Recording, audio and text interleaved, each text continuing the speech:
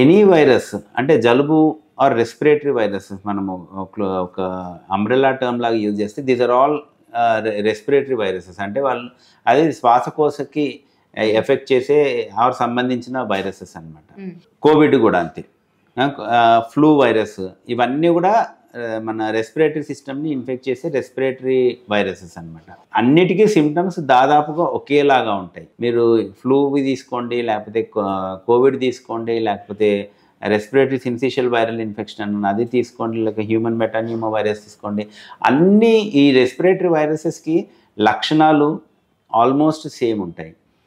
దానివల్ల వచ్చే symptoms same ఉంటాయి, వచ్చే విధానము ఆల్మోస్ట్ సేమ్గా ఉంటుంది అనమాట. అంటే డ్రాప్లెట్, ఫర్ ఎగ్జాంపుల్ మనం కోవిడ్లో మాట్లాడుకో అంటే అది ఎలా స్ప్రెడ్ అవుతుందో ఈ వైరస్ కూడా అదే విధంగా స్ప్రెడ్ అవుతుంది. అంటే డ్రాప్లెట్ ఇన్ఫెక్షన్ అంటాం. అంటే ఫర్ ఎగ్జాంపుల్ ఇప్పుడు నేను మాట్లాడుతున్నాను, ఈ తుంపర్లు పడుతూ ఉంటాయి, మనకు కనపడడం కూడా కనపడవు అనమాట. సలైవల్ ఇది వస్తూ ఉంటుంది, దాంట్లో ఉంటుంది వైరస్. దగ్గినప్పుడు కూడా ఆ వైరస్ బయటకు వస్తుంది, అది గాలిలో తేలాడుతూ ఉంటుంది. ఆ గాలిని మనం పీల్చుకున్నాం అనుకోండి, మనకు ఆ ఇన్ఫెక్షన్ వచ్చే అవకాశం ఉంటుంది. రెండోది, మనం మాట్లాడేటప్పుడు దగ్గేటప్పుడు ఆ తుంపర్లు టేబుల్ మీద కానీ ఎనీ సర్ఫేస్ మీద పడింది, దాని మీద వైరస్ ఉంటుంది. మనం దాన్ని టచ్ చేసేసి దాని తర్వాత దానితో మనం నోట్లో పెట్టుకున్నా, కళ్ళల్లో పెట్టుకున్నా, ముక్కులో పెట్టుకున్నా, దాని ద్వారా కూడా ఇన్ఫెక్షన్ లోపలికి వెళ్ళే అవకాశం ఉంటుంది అనమాట. So this is called fomites or contact spread అంటాం. అందుకనే మనం జాగ్రత్తలు, చేతులు కడుక్కోండి, మాస్క్ పెట్టుకోండి, ఇవన్నీ చెప్తాం. సో ఆల్మోస్ట్ ఈ రెస్పిరేటరీ వైరసెస్ అన్నీ ఏ రకంగా సోకుతాయో, ఇప్పుడు ఫర్ ఎగ్జాంపుల్ ఇప్పుడు సడన్గా ఇంక్రీజ్ అయింది, ఎపిడమిక్ లెవెల్లో ఇన్ఫెక్షన్ వస్తుంది అన్నప్పుడు మళ్ళీ సేమ్ జాగ్రత్తలే తీసుకోవాలి. చేతులు సబ్బుతో కడుక్కోవడము, మనుషులకి కొంచెం దూరం మెయింటైన్ చేయడము, ఫిజికల్ డిస్టెన్స్. ఒకవేళ మనకి జలుబు, దగ్గు, జ్వరం ఉంది అనుకోండి, ఆఫీసులకు వెళ్ళకుండా, స్కూల్స్కి వెళ్ళకుండా ఇంట్లోనే ఉండడము, so that you don't spread the infection to others. Mask ధరించడము.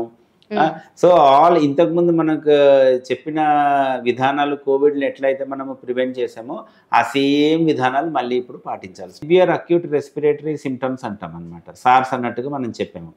దాంట్లో ఏముంటుంది, జలుబు ఉంటుంది, దగ్గు వస్తుంది, జ్వరం ఉంటుంది, సోర్ థ్రోట్ ఉంటుంది, కొంతమందిలో పిల్లి కూతలు వచ్చేసి కఫం పడ్డము, అట్లాంటివి ఉంటాయి అన్నమాట.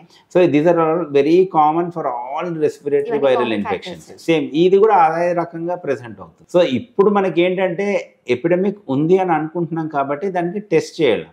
దానికి టెస్ట్ ఎట్లా చేయాలంటే సేమ్ కోవిడ్కి ఎలా టెస్ట్ చేసేవాళ్ళమో దీనికి కూడా అదే స్వాబ్స్, థ్రోట్ స్వాబ్ కానీ నాసల్ స్వాబ్ కానీ తీసుకొని సేమ్ RT-PCR అనేది రివర్స్ ట్రాన్స్క్రిప్టేస్ టెస్ట్ ఉంటుంది కదండి, PCR టెస్ట్.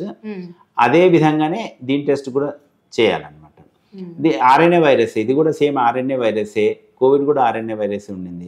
RNAని ఎలా నిర్ధారిస్తామో, ఎలా గుర్తుపడతామో అదే టెస్ట్, అంటే సిమిలర్గా దీన్ని కూడా అలానే టెస్ట్ చేసి నిర్ధారించవచ్చు అనమాట. కాకపోతే అది అంత విరివిగా అవైలబుల్ ఉందా ఆ టెస్ట్ అంటే ఆబ్వియస్గా ప్రస్తుతానికి లేదు. ఎందుకంటే అది అంత మనుగడలో లేదు కాబట్టి ఇన్ఫెక్షన్, అంత టెస్ట్ ఫెసిలిటీస్ ప్రస్తుతానికి లేవు. ప్రాబబ్లీ ఇప్పుడు ఏమైనా హైక్ చేస్తుండొచ్చు గవర్నమెంట్, ఇప్పుడు ఇన్ఫెక్షన్స్ వస్తున్నాయి కాబట్టి.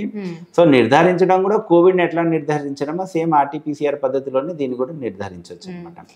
Hi everyone, Nenu mi Vedika. Please subscribe to Volgo Health. Don't forget.